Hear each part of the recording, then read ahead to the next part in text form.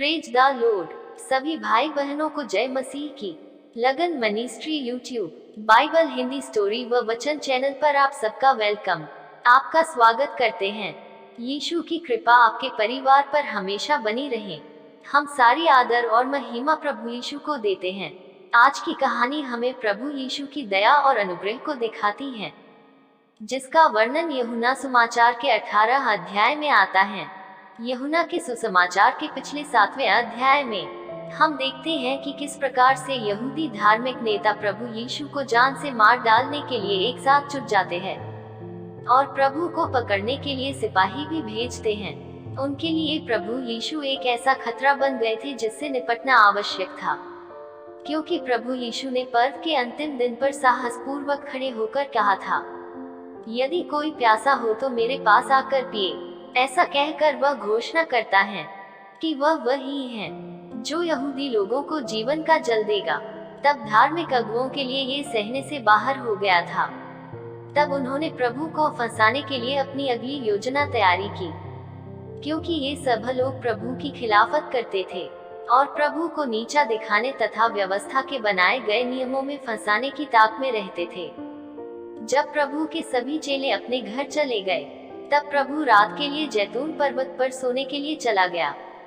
जिसने संसार को बनाया उसके सिर रखने के लिए कोई जगह नहीं थी, क्योंकि इस कहानी की शुरुआत जैतून पहाड़ से होती है और यह प्रभु का क्रूस पर जाने से पहले का अंतिम सप्ताह चल रहा था। अगले दिन सुबह तक प्रभु यीशु यरूशलेम लौटकर मंदिर के आंगन में पहुंच जाते हैं। जब लोग प्रभु के पास इकट्ठे हो जाते हैं, तब प्रभु वहां बैठकर लोगों को उपदेश देना शुरू कर देते हैं। ऐसा देखकर फरीसी व शास्त्रियों को जरूर ईर्ष्या होती होगी, क्योंकि लोग उनके वचनों को सुनने की बजाय प्रभु यीशु के उपदेशों को सुनते थे। एक दिन पहले ही उन्होंने मंदिर के सिपाहियों द्वारा प्रभु को गिरफ्तार करवाने की कोशिश की थी। जिस वक्त प्रभु यीशु मंदिर में लोगों को उपदेश सुना रहे थे, तब इन फरीसी शास्त्रियों ने प्रभु के संदेश को बीच में ही रुकवा दिया और सुनने वालों की भीड़ के बीच व्यवस्था के ये शिक्षक और फरीसी एक महिला को साथ में पकड़ कर ले आए और उन्होंने उस स्त्री को उन सब के बीच में खड़ा कर दिया, क्योंकि यह स्त्री व्यभिचार करती हुई पकड़ी गई थी। कोई दया और रहम न दिखाते हुए इन लोगों ने उस स्त्री को डांटा और प्रभु यीशु के सामने खड़ा कर दिया। और जल्दी ही पता चल जाता है कि उनकी दिलचस्पी उस स्त्री में नहीं, बल्कि प्रभु यीशु को फंसाने में थी। तब उन धार्मिक अगुओं ने प्रभु यीशु से कहा, हे गुरु, ये स्त्री व्यभिचार करते हुए पकड़ी गई है और व्यवस्था में मूसा ने हमें आज्ञा दी है कि ऐसी स्त्रियों को पत्थरवाह करें। सो तू इस स्त्री के विषय में क्या कहता है? क्योंकि इन शास्त्रियों ने व्यवस्था विवरण में 22 अध्याय के 22 वचन का हवाला दिया था, जहां नियम में इस प्रकार लिखा था, यदि कोई पुरुष दूसरे पुरुष की ब्याही हुई स्त्री के संग सोता हुआ पकड़ा जाए, तो जो पुरुष उस स्त्री के संग सोया हो, वह और वह स्त्री दोनों मारे डाले जाएं। इस प्रकार तू ऐसी बुराई को इस्राएल में से दूर करना। अब की बार तो ये फरीसी शास्त्री पूरी तैयारी के साथ आए थे और व्यवस्था के नियम के अनुसार उस स्त्री को भी मारा डाला सुनिश्चित था। कुछ देर तक उन्होंने समझा कि हमने प्रभु को फंसा लिया है। जैसे ही उन्होंने उस स्त्री को सबके सामने खड़ा किया और उन्होंने उसके व्यभिचार के कार्य में पकड़े जाने के बारे में बताया, उस स्त्री को कितनी शर्मिंदगी महसूस हुई होगी। उनके सामने खड़ी शायद वो रो रही थी। उस स्त्री को अपने परिणाम का पता था कि उसके साथ क्या होने वाला है। उसका जीवन खतरे में था। वो व्यभिचार की दोषी पाई गई थी और उसको अपने पाप की सजा मिलने वाली थी। वो सजा थी उसकी मृत्यु। उनके ठहराए हुए नियम भी बहुत कठोर होते थे। फरीसी शास्त्रियों ने पहले से ही अच्छी तैयारी की थी कि आज तो हम यीशु को फंसा कर ही दम लेंगे। जब उन्होंने उस स्त्री को भीड़ के बीच में प्रभु यीशु के सामने खड़ा कर दिया, तो एक समय उन्हें यकीन हुआ कि आज तो उन्होंने यीशु को फंसा लिया है। यदि वह कहता है कि उस स्त्री को पत्थर न मारे जाए, तो लोग ये सोचेंगे कि प्रभु यीशु ने व्यवस्था को तोड़ दिया है और उन सभी को प्रभु यीशु पर दोष लगाने का मौका मिल जाता और वे साथ में यीशु को व्यवस्था के प्रति अविश्वासी घोषित कर देते। प्रभु यीशु जानते थे कि उनके इरादे नेक नहीं हैं। क्योंकि वे लोग व्यभिचार में स्त्री के साथ उस पुरुष को क्यों नहीं लाए। व्यभिचार ऐसा पाप नहीं है जिसे कोई व्यक्ति अकेले ही कर सकता हो, परंतु यीशु के सामने केवल स्त्री को ही लाया गया था। यहूदी कानून के अनुसार व्यभिचार के कार्य में स्त्री पुरुष दोनों को पकड़ा जाता था, तब दोनों को ही मृत्यु से दंडित किया जाना था। तो वो पुरुष कहाँ गया? न्याय करने के लिए उसे भी यीशु के सामने क्यों नहीं लाया गया? इस साजिश के द्वारा यीशु के शत्रु क्या हासिल करने की उम्मीद कर रहे थे? अपने विरोधियों के प्रश्न का उत्तर देने के लिए प्रभु यीशु कुछ समय तक बिल्कुल चुपचाप रहे। जब सब लोग उसकी ओर देख रहे थे, तब प्रभु यीशु भूमि पर झुककर अपनी उंगली से कुछ लिखने लगे। काफी देर तक यीशु के आसपास बिल्कुल चुप्पी छाई रही होगी। प्रभु ने उनके उस प्रश्न का उत्तर देने से इनकार सा कर दिया और चुपचाप रहे।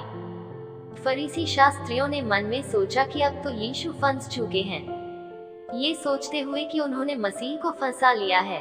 वचन 7 के अनुसार वे उससे पूछते रहे, हे गुरु, यह स्त्री व्यभिचार करते हुए पकड़ी गई है। व्यवस्था में मूसा ने हमें आज्ञा दी है कि ऐसी स्त्रियों को पत्थराव करें। सो तू इस स्त्री के विषय में क्या कहता है? प्रभु यीशु की इस दुविधा के बारे में वे समझते होंगे कि अगर उसने कहा उसे जाने दो, तो वे उसे परमेश्वर की व्यवस्था के खिलाफ दुश्मन होने का आरोप लगा देते। और उसका यह वचन, यह न समझो मैं व्यवस्था या भविष्यद्वक्ताओं को लोप करने के लिए आया हूँ। मैं लोप करने के लिए नहीं परंतु पूरा करने के लिए आया हूँ। ये वचन झूठा हो जाता, लेकिन अगर उसने जवाब दिया होता, इस पर पथराव कर दो, तो वह उसकी इस बात का उपहास बनाते कि वह चुंगी लेने वालों और पापियों का मित्र है। इसमें कोई संदेह नहीं है कि वे इस बात से संतुष्ट थे कि उन्होंने उसे पूरी तरह से घेर लिया था। एक और अगर वह इस दोषी महिला के खिलाफ लगाए गए आरोप को नजरअंदाज करता, तो वे पाप से समझौता करने का आरोप लगा सकते थे। दूसरी तरफ यदि वो उस पर न्याय की घोषणा करता, तो उसके अपने वचनों का क्या? उस समय यहूदी लोग रोमी शासन के अधीन रह रहे थे और रोमी कानून के अनुसार ही प्राण दंड देना रोमी अदालत को अधिकार था। यहूदियों को रोमी सरकार की अनुमति के बिना स्त्रियों पर पथराव करने का अधिकार नहीं था। धार्मिक अगुवे ये भी जानते थे कि यीशु एक ऐसा व्यक्ति है जो व्यवस्था का पालन करता है। वे सोच रहे थे कि अगर वो महिला को छोड़ देता है, तो बहुत से लोग उससे दूर हो जाएंगे, क्योंकि उसने मूसा के ठहराए हुए नियम को तोड़ दिया है। उन धार्मिक अगुवों ने सोचा कि अब तो यीशु चारों तरफ से फंस चुका है। वे सोचते थे कि अगर यीशु उनको बोल देते कि पत्थर मारो, तो यीशु रोमी कानून को तोड़ देता है। अगर कहते कि उसको पत्थर ना मारो, तो उसने व्यवस्था के नियम को तोड़ दिया। तो उसे क्या करने की आवश्यकता थी?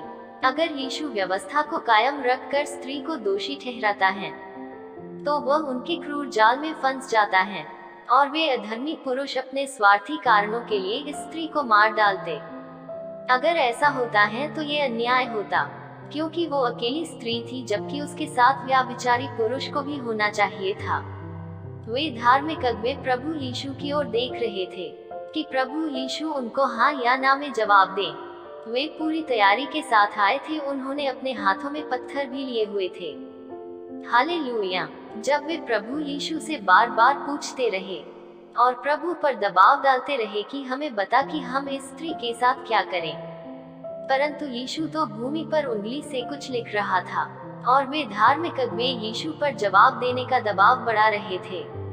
और साथ ही परमेश्वर ने उन पुरुषों की मंशाओं को देखा। तब यीशु उठ खड़ा हुआ और अपने चारों ओर उन आरोपियों को भी देखा और उनसे कहा, तुम में जो निष्पाप हो, वही पहले उस स्त्री को पत्थर मारे। ये बोलकर प्रभु फिर से झुककर भूमि पर उंगली से लिखने लगे। हालेलुया। जो निष्पाप हो, ये कहकर यीशु ने उन धार्मिक अगुवों को इतना बेचैन कर दिया जितना उन्होंने उस स्त्री को किया था। उनके प्रश्न का इतना गजब उत्तर मिलेगा, उन्होंने कभी अपने मन में भी नहीं सोचा था। प्रभु यीशु ने कहा, तुम में जो निष्पाप हो, वह पहले उस स्त्री को पत्थर मारे। तो ऐसा कहकर प्रभु ने रोमी कानून और मूसा के नियम के अनुसार किया। अपने पाप का सामना करने की बजाय दूसरे के पाप पर उंगली उठाना अच्छा लगता है। ये बेचैनी तब तक बढ़ती गई जब तक बड़े से लेकर छोटे तक वहां से चले ना गए। धार्मिक अगुवेन और बूढ़े लोग पहले निकल गए होंगे, क्योंकि वे समझदार होने के नाते यीशु के जवाब को समझ चुके थे, उनके विचार कैसे भी हो। लेकिन प्रभु यीशु के उत्तर ने उसको असंभव आज्ञा में बदल दिया। धार्मिक अगुवों ने सोचा था कि आज तो हमने यीशु को फंसा लिया है, लेकिन यीशु के इस प्रकार के उत्तर ने उनको अपने मनों में झांकने को मजबूर कर दिया। वे सब के सब उस स्थान को छोड़कर वहां से निकल गए और यीशु वहां अकेला ही रह गया था और वह स्त्री वहीं बीच में खड़ी थी। लोगों के जाने के बाद यीशु ने खड़े होकर इधर उधर देखा। तब यीशु ने उस स्त्री से पूछा, हे नारी, वे कहाँ गए? क्या किसी ने तुझ पर दंड की आज्ञा न दी?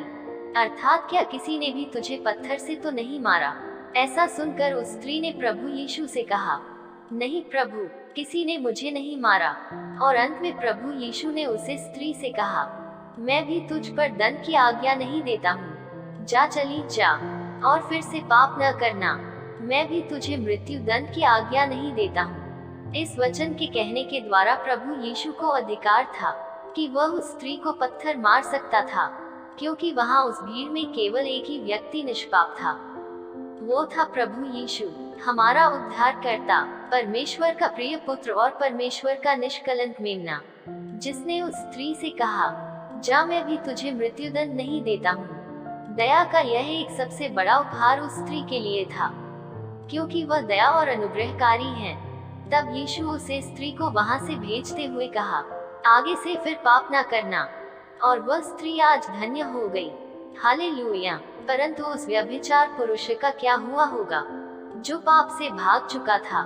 इसलिए वह पुरुष नहीं बल्कि यह स्त्री परमेश्वर की ओर से जरूर आशीषित हुई, क्योंकि जब हम अपने आप को पापी होने का इनकार करते हैं तो हम परमेश्वर की आशीषों से वंचित हो जाते हैं। इसलिए हमें परमेश्वर के सामने अपने पापों का अंगीकार करना चाहिए और प्रार्थना करनी चाहिए कि परमेश्वर हमें क्षमा करे।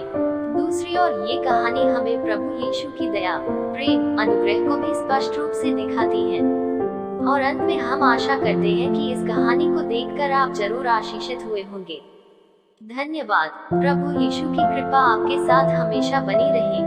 हालेलुया। सबको जय मसीह की।